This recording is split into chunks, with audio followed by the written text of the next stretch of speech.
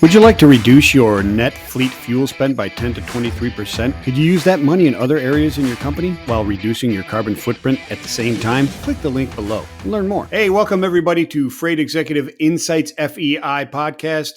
I am Michael Vincent, and the freight executive that we're going to get some insights in and talk to today is Marina Ivanov. And she is, what are you? You're co-founder and managing director of Apex Transit and Logistics. Did I get all that right? You sure did. Hey, Michael, great to talk to you here. I've been following you since your FreightWave days, and I'm really excited to be here. Fantastic. Since my FreightWave days. They've been so long ago. You know, it was like a FreightWave second compared to how long I've been in the industry. I won't even talk about it. Mm-hmm.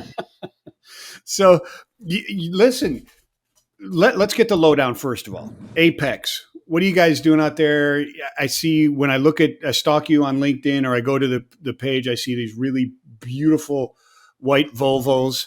And so what are the services? Give us the lowdown on Apex so people watching this go, I got to give them a ring. Sure. Thank you, Michael, for the opportunity. So on asset-based transportation provider, we have trucks.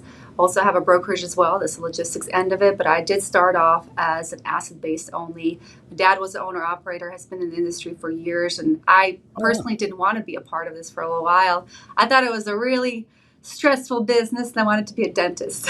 Completely different than... There's no stress in being a dentist. Yeah, of course.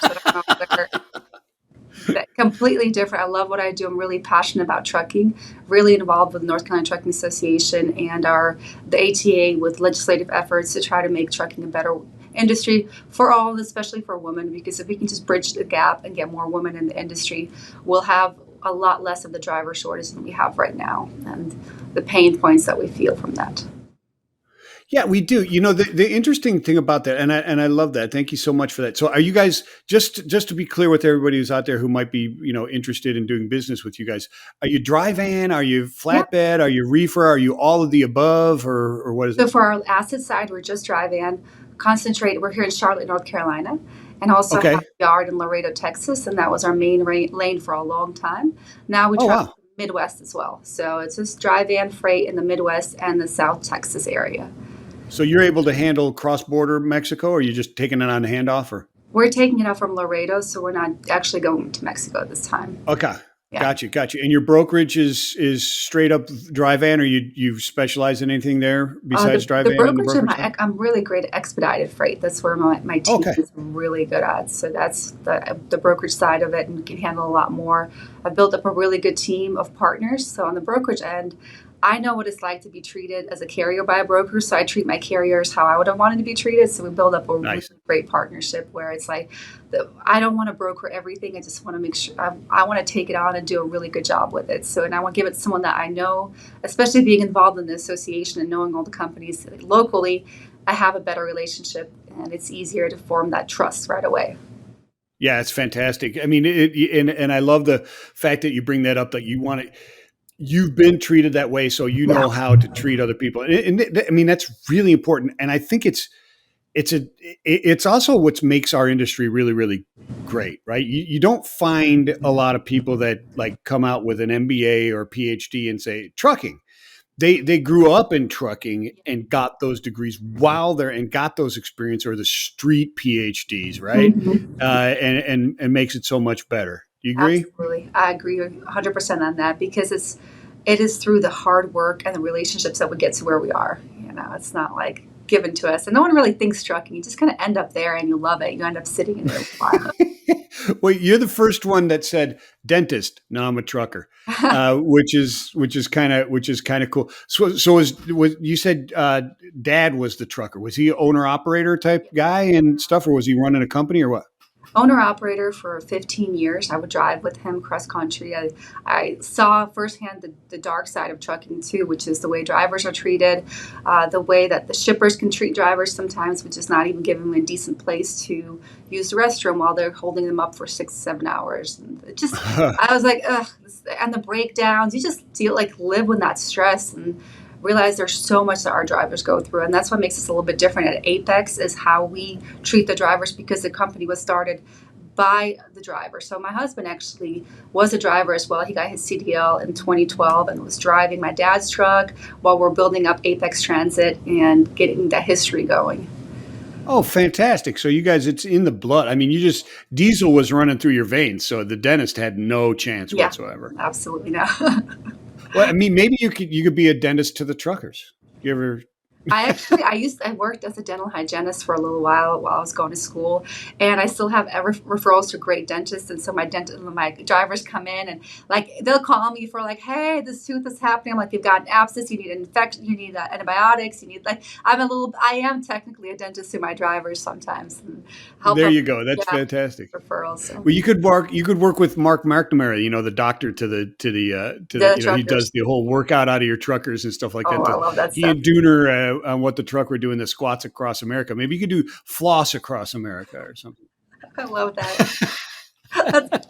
Okay, new mission in my life. That's awesome. Yeah, you get a video of a trucker flossing in every state Oh my of the God. country. That'd be fantastic. Well, I Dental think that hygiene is underrated as a trucker. this was definitely not the conversation where I thought it was going, but there's a lot of issues related to like that are periodontal into the gums areas related to the rest of our health. So most people don't realize how important it is to take care of our gums and our teeth. All of that affects our like diabetes, your heart health, your um, autoimmune order disorders too. So Yes. it's all related. No, So it yes, keep 100% flossing. is. Hey, we could take a minute out of our 15 20 minutes and talk about a minute because you're 100% right. And as you read more and more into it, it's funny because the periodontal, your dental hygiene, right, impacts your gut health, right? And Absolutely your gut health is linked everything. directly to your mental health. And there's even linkage between healthy gut enzymes, etc., and dementia and other mental diseases as you get older, right? So it's all linked. So you got to take care of everything, right? Yeah, dental health all the way. Woo! Thank you for the PSA for dental health. I love it. Hey, you never thought I was going to go there. That's why we don't script these things. We never know where we're going to go. If we went somewhere else, we just edit it out, anyways. Yeah. But yeah, tremendous stuff. So let's talk about no. You got this badass belt behind you. You're a champion. What are you a champion of? I know it's not dental hygiene. I mean, maybe it is, but I don't think it is because I saw the announcement Well, this actually. is So my tell us about that award that you yeah. Well, technically, I'm also a wrestler on the side. This is just my championship belt. got. What I do is beat people up. I was actually super surprised when I got this award. I was sitting at the North Carolina Trucking Association annual management conference, and Ben Greenfield, who's our president, I was just talking about with our current chair about how they wanted to create an award for a person who has given a lot of their time and efforts to the association. And I'm not on the executive board, which is like a group of 8 to 10 people who make all the decisions. So I'm on the board of directors, but I'm not part of that, like the in club or whatever. And so just out of my own desire to improve the industry, have contributed so much of my time, volunteered, have gone on all the calls of Washington since I've gotten into it, which is our association or state going to North Carolina. I mean, to Raleigh and to Washington and say, hey, these are the issues that we're having, and being a champion for truckers, for our industry. And Yeah. That's fantastic. Is there a cause that is more important or to you or that you evangelize more? yeah, I mean, now I know moving forward it's going to be dental health for sure. of But course, yes. Now up I have until this to moment, is there something that's near and dear to you that you're like, hey, look, my dad suffered through this. I suffered through this growing with my dad or whatever. yeah. What are those issues? Because there's a ton of issues, but Yeah, what are the there's so ones many. that? There's one that I'm going to tie in that ties into everything. And so just going back a little bit, I'm also the chair of the Women in Trucking Council. So we have Oh, just different fantastic. councils, and that I'm really passionate about that right now. We just had our advisory board meeting, super involved. Our whole goal is to empower women and to create a space where there's more advancement. And also, we're talking about female drivers. We're taking them in under our wing and thinking about all the roles. We have driver panels where we talk about what are the issues that you're having. And one of them is safety. A lot of women are not going to get into the industry because it's just not safe for them. Like you see all the trucks parked on the side of the road.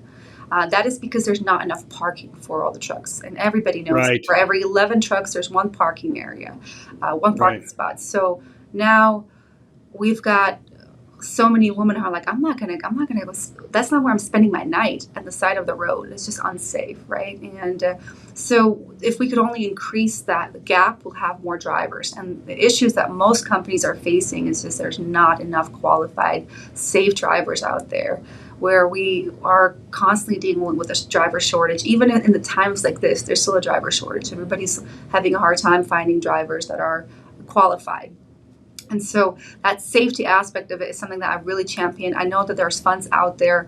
Our federal government has tried to, or the ATA has been championing for a truck parking fund for years. I still keep pushing that. Like, give us you're mandating that we take this break. Give us the space that is safe to do it. And then what happens is when the truckers are parking not where they're supposed to be, they're getting booted. So this is happening in Charlotte, North Carolina, but it's also happening all across the state. This happened to us in Memphis, where we're getting outrageous towing bills or booting fees because we're parked in a spot where we're out of hours, right? So you have to decide which law you're going to break. Are you going to park somewhere illegally and take your chance there, or are you going to drive over your hours of service because there's nothing available around you? Yeah, and that's a good point. You have to decide which law you're going to break. That's no way for it Yeah, to operate. That's wrong, it's a right? daily decision that our drivers are faced with, and so. One of the things I'm working with in North Carolina is to make booting of all commercial vehicles illegal, and we have a bill in place, and we're working on pushing that through. And I do believe that next year we'll see some movement happening, and it's exciting for me to know that a voice can make a difference, right? It's one person, and it's gathering a community of people together and just saying, this is wrong, this is how it's hurting our industry, and it's so powerful and insightful for me to see that we can make a difference.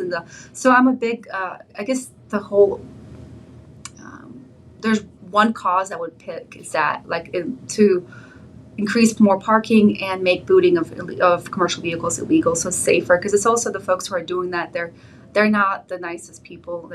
They are felons who are utilizing tactics that are illegal, but they're still doing that, and there's some crazy stuff happening with predatory towing. Like, they can do whatever they want. It's like the wild, wild west. Is that like is that one of the tools of predatory towing? Is that you're talking about? Is the booting? Is it Yes. like predatory booting as well? Is Yes. that what's Yes. happening? Yeah.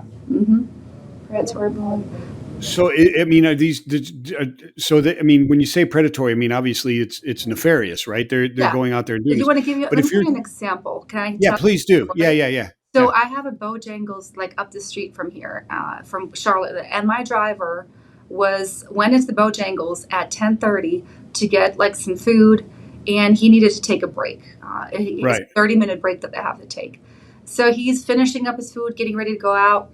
The Bojangle closes at 11. As soon as the Bojangle closes, there are a whole bunch of these towing companies that are unmarked cars. They're not shown. They don't have signs on there that they're a towing company. They have magnetic signs that they will put on there if the police officers come out, because they're mandated to have that. But they come out, they boot your vehicle, and all of a sudden you can't go anywhere. And there's a number to call and saying you have to give us $6,000 cash in order for us to take this boot off.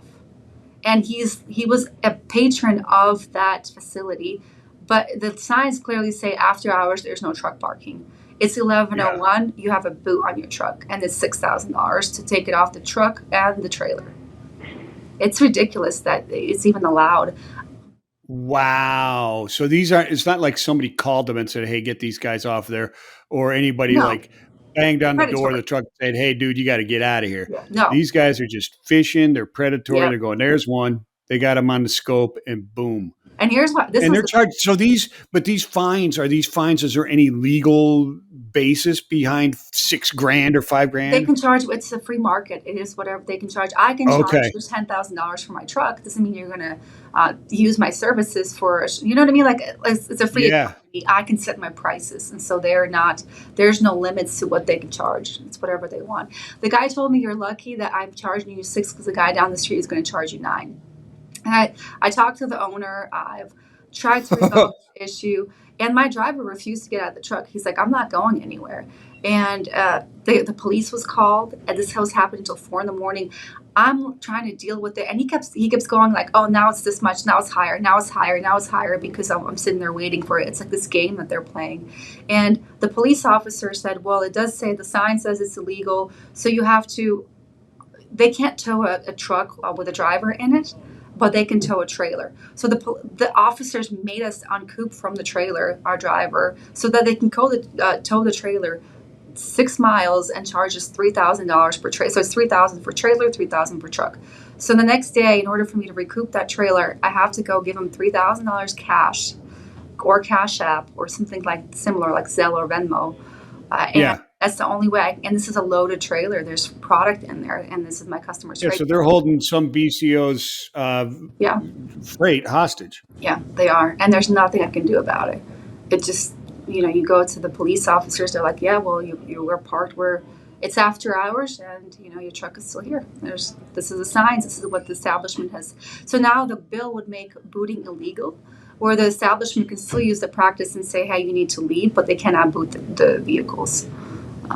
So they could take your information, get out, and send you bills. Yes. Right. Yes. But not hold the assets as hostage, basically. Correct. Yeah. Wow. Isn't that okay. crazy? I understand. This is just the world of trucking. That's one little thing that I deal with on a daily basis. And I showed up to the towing facility and I tried And you could have been a dentist. Yeah. It's sounding more and more tempting now. I just did it. Using my little drill. Yeah, I love it. No, I love freight and I love trucking. And you're like it. No, you get into it and you don't get out because it's a new thing every day. And these problems, even those problems hurt people. They hurt you. They hurt the drivers. They hurt your clients. But there are also some of those things that keep us waking up the next day, right? And saying, I can't wait to get to work, because there's a new puzzle every day. Mm-hmm. I mean, when you get down to it, you're just moving this from here to there and on time and intact. It shouldn't be this complicated, but it really is. Yeah, it's so complicated. I don't know why. It is. There's so many moving pieces, and you can have this perfect little puzzle piece put together, and then one thing just goes wrong, and all of it falls apart. But you're right. Yeah, it is. We can talk about how challenging it is, but we're here. There's a lot of people, really good people in this industry, and we love it. And there's a reason why we keep coming back to it, right? It feels like we're part of something bigger. Like, if you really think about what trucking does for America, and how many jobs it creates, and how there will be an apocalypse if all the trucks just shut down. If we did not, that's it. It's. I think what keeps the economy going is the wheels of trucking. And 100%. And think about post-apocalypse. You're going to have to clean it all up with what? Trucks. Yeah. One way or another, you can't get rid of us. You can't get rid of the trucks. They're just there, man. Yeah. And Michael, if it's okay, I do want to talk about something like why that matters, right? The predatory towing. Yeah. Please do. Please do. It has to tie into also the economy of trucking.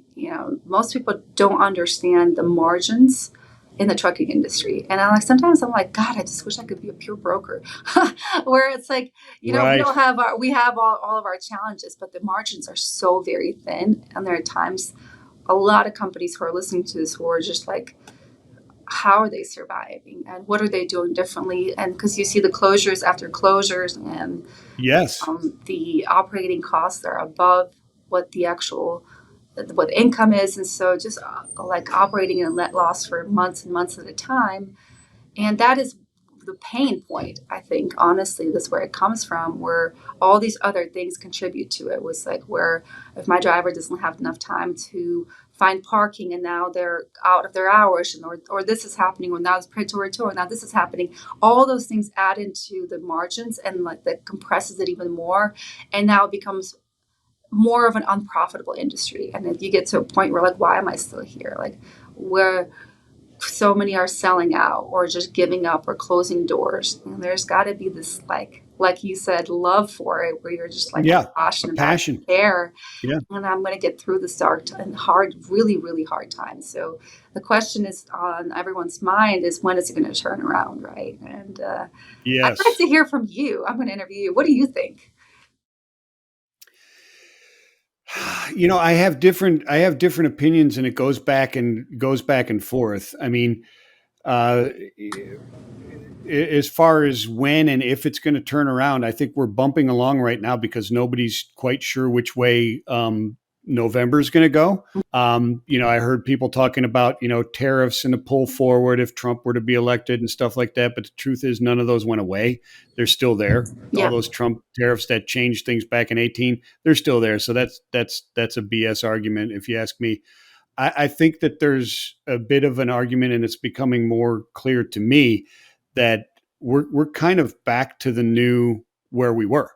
I mean, if you look at a lot of the pricing and you look at a lot of volumes, et cetera, it's back to where it was before things went haywire.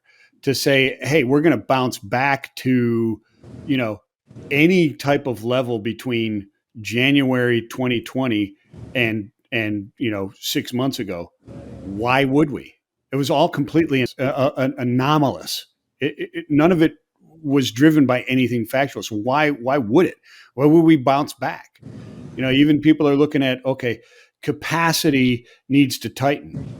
Well, no, previous to COVID, a 6% nationwide rejection rate of freight, meaning that tightness level of the market, was incredibly high, and we're hitting 6% and stuff like that. So I think we grow from here, but there's no, oh wow, the recession's over and suddenly boom, it jumps up 10% or 20%. I don't see that. I just don't. I think we're there. In my opinion, and there's different reasons why certain levels of capacity are there. Things are different this time around. There's more trust in smaller carriers, whether they've upped their service or the proliferation of really good 3PLs that represent those carriers and are trusted more by the bigger players is there. There's some financial issues that are there. Many people talk about the fact that there's really bad notes that were written on equipment that was bought at way over value over the last 3-4 years. And those there's independent drivers running around out there that aren't even paying on their vehicles, so they can afford this. So there's so many different things that are out there that are keeping this. But as far as it's over, I don't think so. I think we look back in another year and go, yeah, it's been growing steadily and we're out of this, but there's not this, immediate relief like jumping into a pool when it's 95 degrees out, right? Yeah. I don't think that happens. Yeah. Very much on board with you. And as disheartening as that is, there's so many lessons learned in this down cycle. I think we have been humbled. I think a lot of carriers have been humbled. A lot of brokers. Yeah. Everyone has experienced a shift, except maybe the shippers. They're in a great place, but Sure. We've learned a lot about the value of relationships and treating people right along the 100%. way. And I think it's going to be very different going forward, because the pain that has been felt, because it is such a prolonged period of down, that it is a lesson. You just learn. You kind of really hone in that, like, I wish, Right. I wish I did things differently in 21. But when I talk to people, those that are doing good have the exact same philosophies and strategies as you are talking about today, the ones that are making it and going to make it through this and gain that market share, because it will be a fallout. There still is a fallout. We talked about it. People are closing their doors. It's not great out there. I'm not saying it's great, but to expect this to just suddenly turn around because it's next year or we're out of a recession or the fears are gone, I don't see that. I just don't see it. Yeah. Agreed. Yes. And so I guess the lesson from this is just hold on tight, do the best that you can. Well, it's do the right things. I mean, you're built in a philosophy that's really well. You come out of from a trucking family. You have a trucking partner, both in marriage and in business, and you understand how it is to be treated as a carrier from a broker, and you're a broker. those are incredibly valuable lessons that you're not going to learn at school. Absolutely. And you're not going to get in your logistics MBA to learn how to run a business. And when I talk to others who are successful and going to make it through this is what I hear, exactly what you're talking about. Yeah. So God bless you. And I hope that things continue to go well and you guys kick some butt, huh? Thank you, Michael. I hope so too. And hey, where people follow Marina on LinkedIn and get involved with this making booting illegal. Yes, please do get on that. I need some help in making this happen because it affects everyone in the industry. So especially if you're in a North Carolina carrier, get involved with North Carolina Trucking Association, reach out to me on LinkedIn. I'll connect you with the right people. And let's just there's incredible what the power of associating can do. We get together, we can make things happen. So thank you, Michael. I appreciate you giving me a platform to put this on for everyone to see and just to talk about. It's great to talk to fellow freight enthusiasts and geek over freight together. I love it. I enjoy talking to you. And maybe let's do another podcast. Like I'm inviting myself over again. That's fantastic. We'll do that. Let's see what happens in the year. I'll give you my predictions if you want to give your predictions. Like you already did. You said it's going to be stable. And that's what you said, right? It's going to be just like we're going to grow slowly out of it. What I did was I explained something in a very, very poor manner is what I did. Is like, we're going to grow from here, but there's not going to be this moment where you go, we're finally out of it. Yeah. Okay. I don't see that. I think I'm there. I'm also going to give a more of a pessimistic viewpoint, which is so different because I'm a completely optimistic person. And I have been waiting for this unicorn at the end of the rainbow for like way too long. And at a while, you just kind of get dejected. So if you prepare yourself for this is how it's going to be for a little while, like the margins are going to be very slim. If you make a little bit of money, it's a good day. You can go to celebrate. You're not going to go out there and buy Ferraris. Like it's just not going to happen right now in this market. And once you get that mindset, it's just like, just keep doing your best every single day. Keep focusing on cutting costs. Keep providing great service. It'll come back around. Good service is always, always in demand. And the right relationships will get you to the right places. So in my opinion, what I think is going to happen in a year, it's going to be a very slow climb up. And no, it won't make that much of a difference. The reason I'm saying that is just our most recent North Carolina Trucking Association, we had an analyst come who they use AI to look at all the bids that have come in. And unfortunately, our pricing is still very low and the costs are just not going to change much in the industry. It is what it is because of how much they've climbed up. The things that we can change are very minimum, So that's where I think we're going to be. I really hope I'm wrong, but I'm kind of preparing myself for that so that I can just get through it because it's been a tough market, but I love it. I enjoy what I do. Plan to be here for a little while longer. I'm not going anywhere. So I'd love to talk to you in a little while. Maybe, who knows, 6 months after the election. Yeah, there you go. We'll do it. It will be great to continue this conversation.